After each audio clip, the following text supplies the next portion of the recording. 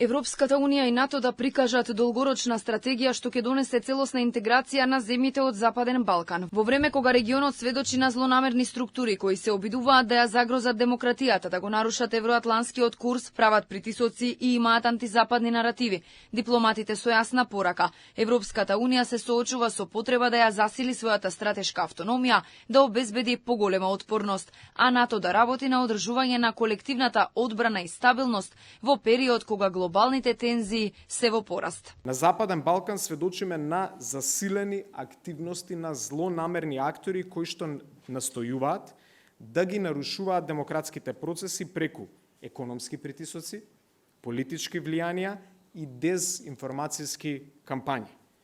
Антизападните наративи кои се јавуваат во делови од регионот имаат за цел да ја ослабнат довербата во институциите. Сега е моментот да демонстрираме стратешка визија, интегриран пристап и политичка одлучност што ќе обезбеди стабилна и просперитетна иднина за целата евроатлантска заедница. Конференцијата во Министерството за надворешни работи на едно место собра високи државни чинители, амбасадори и експерти од областа на безбедноста и меѓународните односи од земјава, регионот и светот.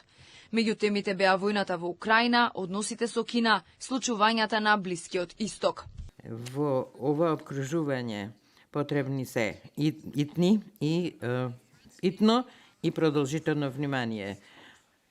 Предизвиците со кои нашите народи се соочуваат не се статични, тие се реални, постојано се менуваат, а тоа бара постојано приспособување и будност. Оние кои што сакаат да ни направат штета, се спремни да посветат и пари и време, да штетни кампањи и активности против нас. Да ја одржиме нашата безбедност, сакаме да ја осигураме нашата слобода, стабилност и просперитет. За да биде Европската унија силна, безбедна и целосна, потребно е што поскоро пристапување на земјите од Западен Балкан.